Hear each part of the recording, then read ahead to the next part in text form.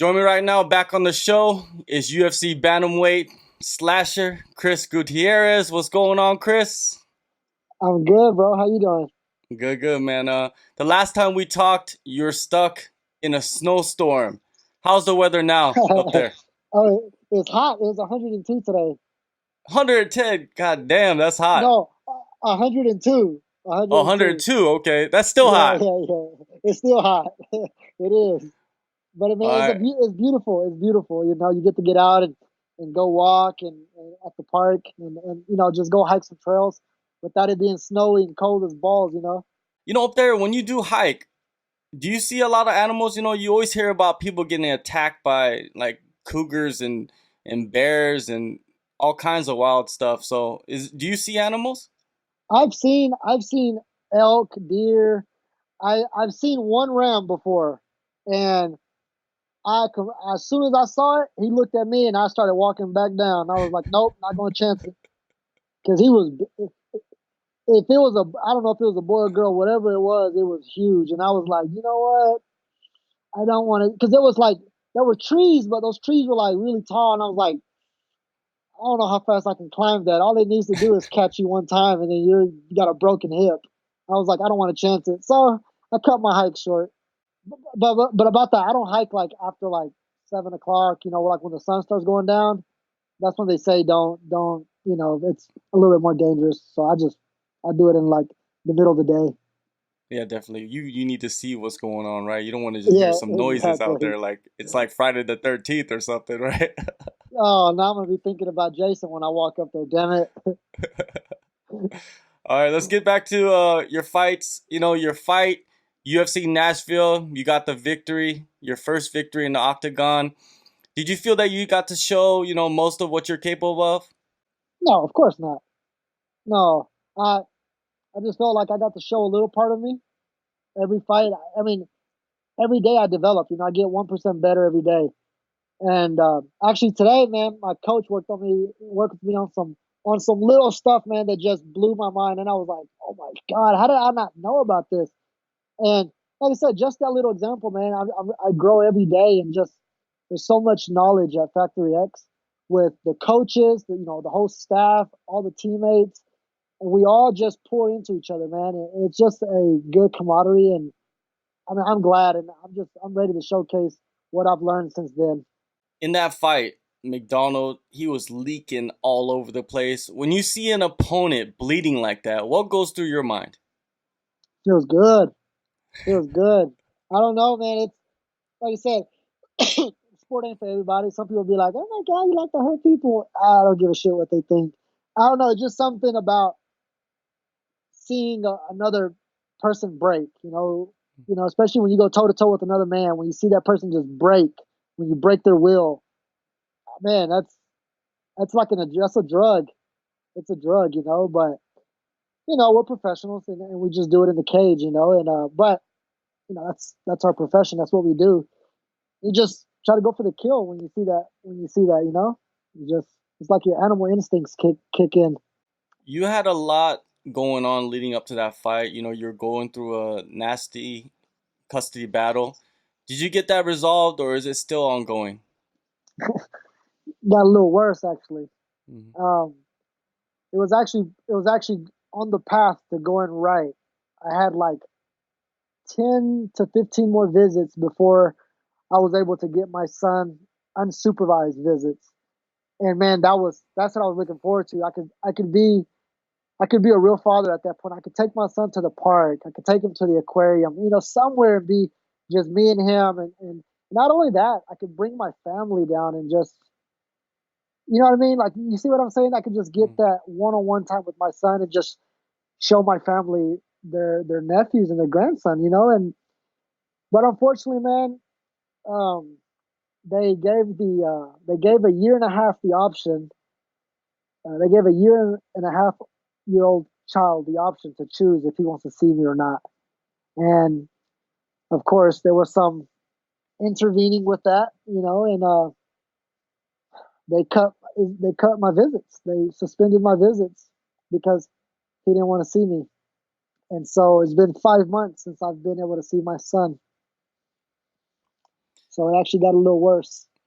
Mentally and emotionally, it must be very draining for you, especially, while going through a training camp. And but you performed well, man. You came through, you toughed it out.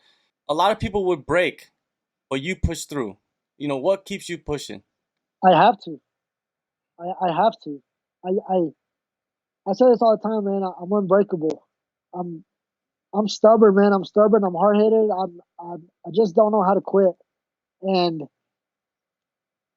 I have something that belongs to me, man. I have a little 2 year old that needs his dad, And what would I be to him if I just quit?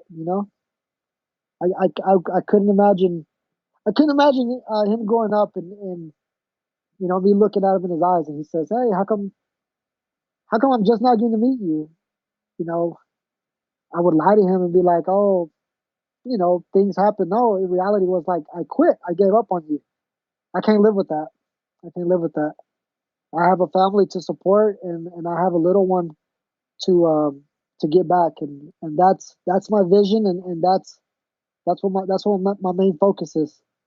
In a world, where a lot of men, they run away from being a father, and you're like, I want to be I want to be a father to my son. I want to be in my son's life. It just doesn't make sense to me, to be honest with you. You want to be in your son's life, and they're trying to block that. It doesn't make sense, man.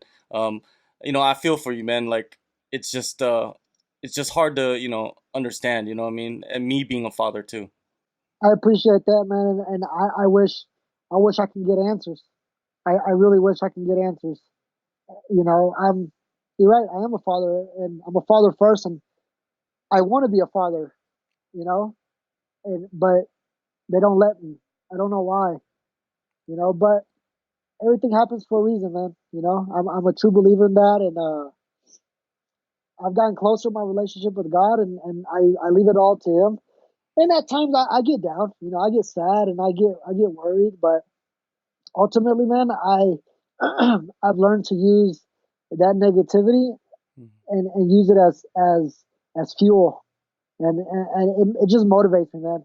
It just motivates me. It lights a fire under my ass so strong, and I'm ready, man.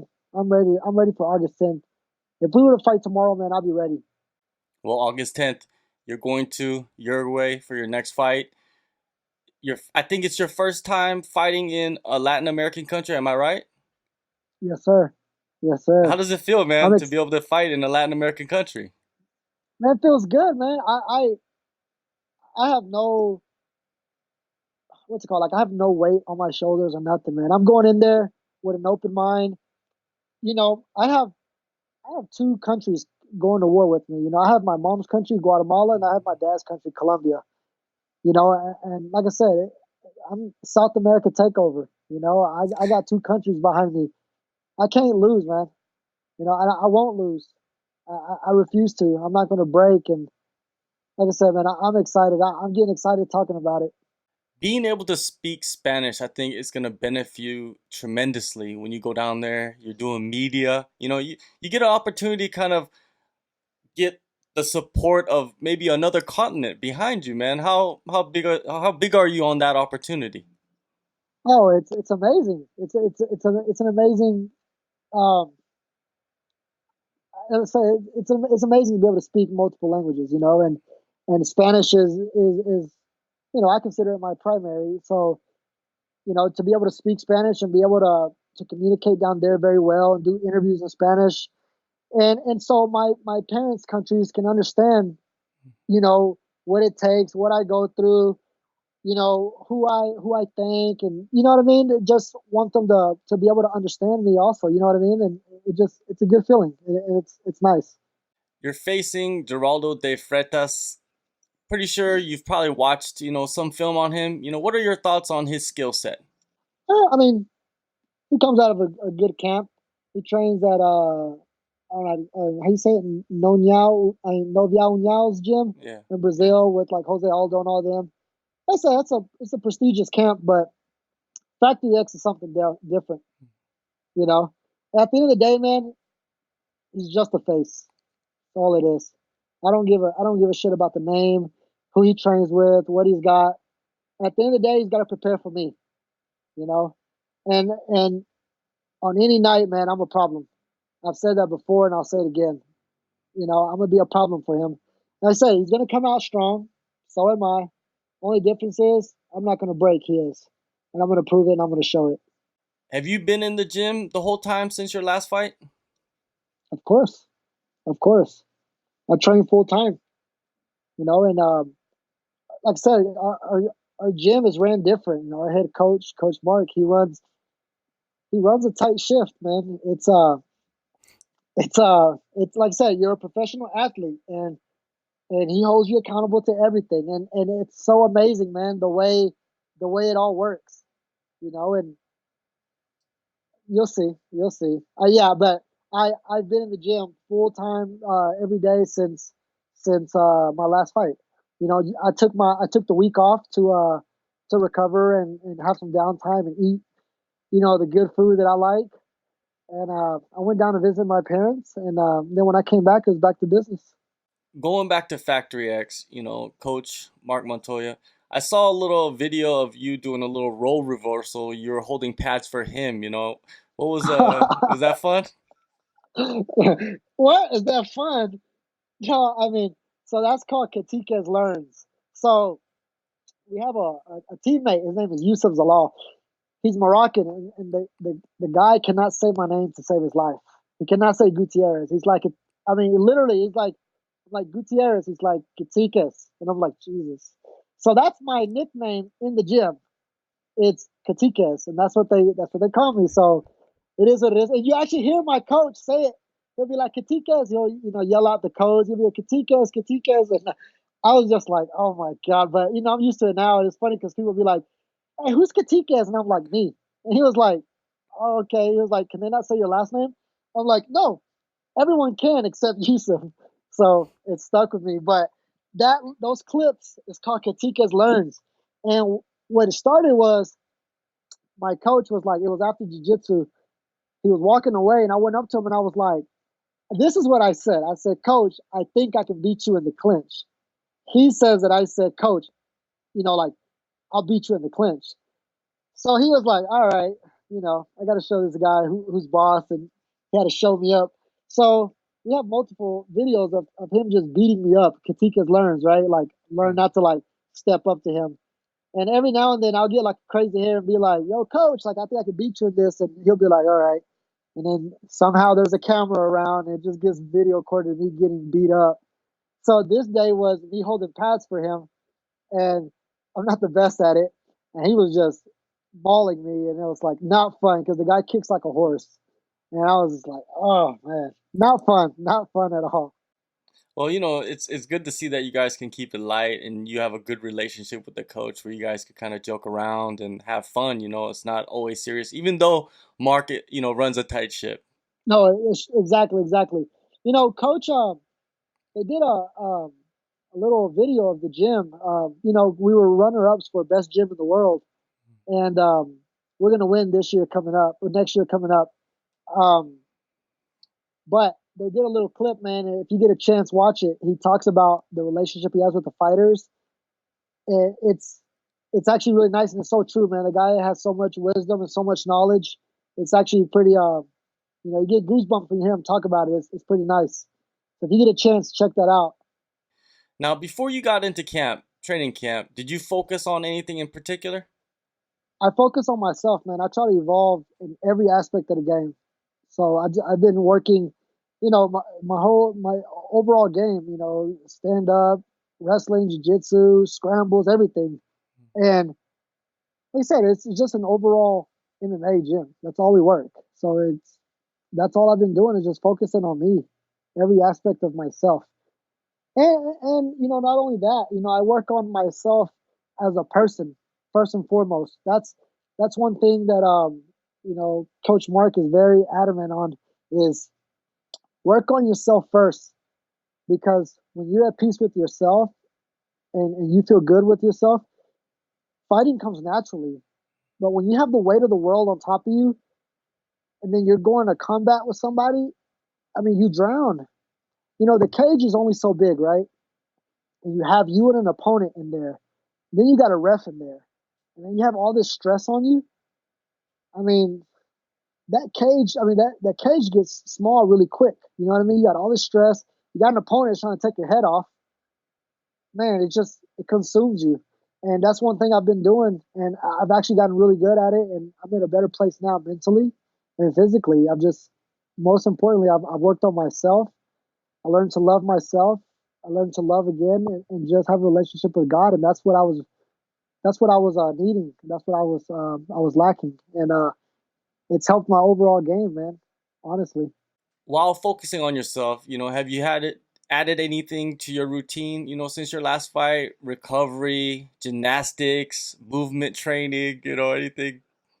I mean, no, I got some supplements from a company called Nutrifex, and man, their vitamins and their protein. It actually like it's like the vitamins, man. It's actually like helped like bones and stuff like that, like healing.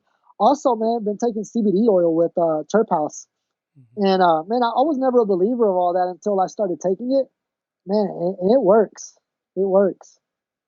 And so that basically, and just and just and being smart, listening to your body. If you're hurt, um, you listen to your body, and you try to work around the hurt. You still got work to do, but you still got to work around it. And like I said, just listen to your body, and try to take the right things. No doubt, man. Now, the bantamweight division, it's been in chaos for the last 6 months. TJ Dillashaw gets popped for EPO, loses the title.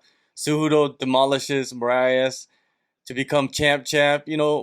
When this was all going on, what was going through your mind? I mean, I don't know. I was like, you know, I don't know, man. You look at TJ's physique, it's like he kind of knew it. So it was just a matter of time.